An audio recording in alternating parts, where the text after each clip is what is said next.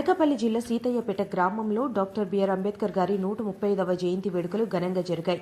ఈ కార్యక్రమంలో సంఘ అధ్యక్షులు గంపల రమణ గారి అధ్యక్షతన జరిగింది. సీతయ్యపేట మాజీ సర్పంచ్ కరణం నాగేశ్వరరావు గారు మాట్లాడుతూ అంబేద్కర్ గారి ఆశయాలు, ఆయన చేసిన పోరాటాల గురించి తెలిపారు. ఈ కార్యక్రమంలో గ్రామ జనసేన పార్టీ ఇన్ఛార్జ్ తాళపరెడ్డి రాజు మరియు వజ్రపు నాగేష్, ఏలపర్తి వాసు మరియు ఏలపర్తి నరేష్, నందవరపు సంజీవరావు పాల్గొన్నారు. ఈ కార్యక్రమం ఘనంగా జరగడానికి సంఘ కమిటీ సభ్యులు గంపల రాజు, సెక్రటరీ గంపల శివ, ఉపాధ్యక్షులు కోరిబిల్లి ఆనందు, కోశాధికారి కాండ్రకోట శ్రీను, జాయింట్ సెక్రటరీ గంపల అప్పారావు, కోశాధికారి తదితరులు కీలక పాత్ర వహించి అంబేద్కర్ జయంతి ఉత్సవాలు ఘనంగా జరిపారు.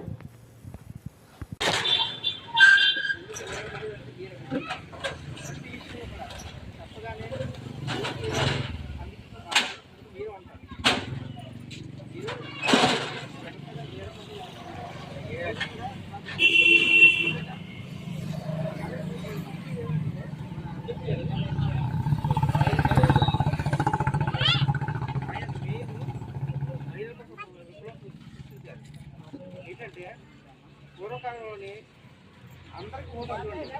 ఎవరికంటే బాగా డబ్బులు ఓటర్లు ఉండేవి. అందులోని మగాళ్ళకి కోటీశ్వరులైనట్టు ఒక ఆడాలకే ఓటర్లు ఉండేవి. ఇది కరెక్ట్ కాదు అని చెప్పి ప్రతి మహిళకి మగాడితో సమాన హక్కు కావాలని చెప్పి ఆయన పోరాడి ఓటర్కు అందరికీ, ఆడకి కాదు మగడికి కాదు చెప్పేసి అందరికీ ఓటర్కు కావాలని చెప్పేసి పోరాడి లేడు ఆడవాళ్ళకి కూడా ఆయన ఇప్పుడు మన చిన్నప్పుడు సామెత ఉంది, వెళ్ళాలి అనేసి అనేవారు. ఇప్పుడు ఒక ఆడది కుటుంబాన్ని ఎలాగైతే నెగ్గించుకొస్తుందో అలాగే ఆడడానికి రాజ్యాధికారం కానీ ఏదైనా ఇస్తే రాజ్యాన్ని కాదు దేశాన్ని కాదు ఎంతగా ఉన్నత స్థితి తీసుకెళ్తుందని చెప్పేసి ఆయన ముందుగా ఆలోచించి ఆడవాళ్ళకు కూడా ఓటు కావాలని చెప్పేసి 1956లోని జనవరి 26వ తారీఖున మన రాజ్యాంగం ఏర్పడినప్పుడు ఆడవాళ్ళకు కూడా ఓటు హక్కు ఉండాలని చెప్పేసి ఆయన పోరాడి రాజ్యాంగంలో ఆయన దానికి ప్రత్యేకించి ఆడవాళ్ళకి ఓటు హక్కు ఉండాలని చెప్పి ఆయన తీసుకొచ్చారు. మీ అందరికీ తెలియకపోవచ్చు, అంటే అప్పట్లోనే కులాంతర వ్యవహారాలు, ఈయన ఒక దళితుడు. అంబేద్కర్ 2 పెళ్ళిళ్ళు అయ్యాయి. ఫస్ట్ అతను సేమ్ కుల అమ్మాయిని తీసుకున్నాడు. రెండోసారి కూడా ఏం చేశాడంటే ఒక బ్రాహ్మణ అమ్మాయిని చేసుకున్నాడు. అప్పట్లో బ్రాహ్మణ అమ్మాయి చేసుకున్నాడు. ఎందుకంటే ఆయన చేసుకున్న కారణం ఒకటే, అప్పటికి ఆయన కులాంతర వ్యవహారాన్ని ఎదిరించి ఇప్పటి నుంచి మొదలవ్వాలి. ఒక కులం అనేది ఉండకూడదు. మన కులం ఏంటంటే ఒక ఆడ మగ తప్ప అనేది తప్ప ఏ భేదం ఉండకూడదు.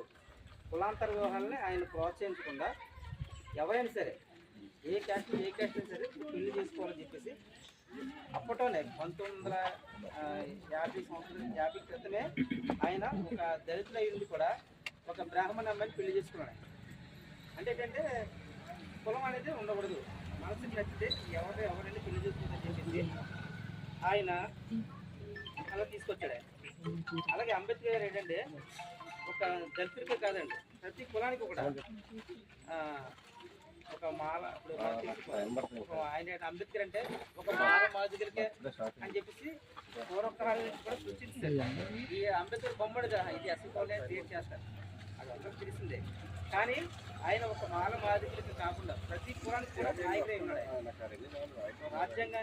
మన రాజ్యాంగాన్ని మినిమం 2 సంవత్సరాల నుంచి మినిమం 3 సంవత్సరాల లోపు ఒక రాజ్యాంగాన్ని రాశాడు ఆయన.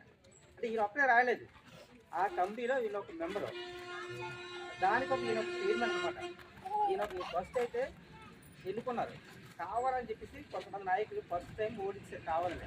ఈయన ఉండకూడదు,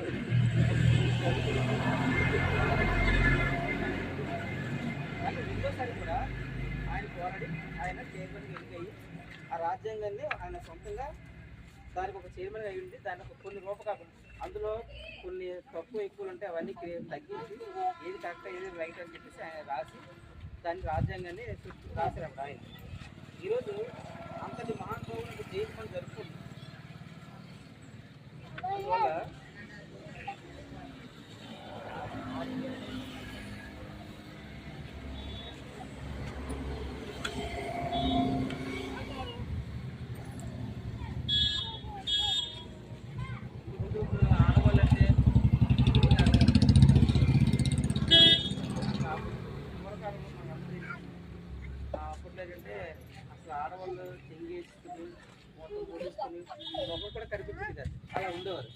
వీళ్ళు ఏంటంటే వంటింటికి పరిమితం అయిపోతున్నారు, దేనికి ముందుకు రావట్లేదని చెప్పేసి ఆయన ఏం చేశారంటే మహిళలకు కూడా ఓటు కావాలి, వీళ్ళకు కూడా మగాళ్ళతో సమాన హక్కులు కావాలని చెప్పేసి వీళ్ళకి కూడా ఒక ఉద్యోగం చదువు కావాలి. మెయిన్ ఆడవాళ్ళు బాగా చదువుకుంటే ఉద్యోగం చేస్తారు.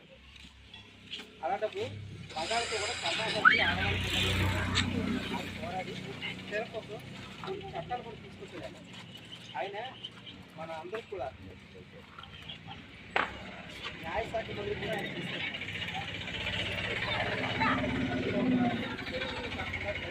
కూడా నాయకత్వం వహించి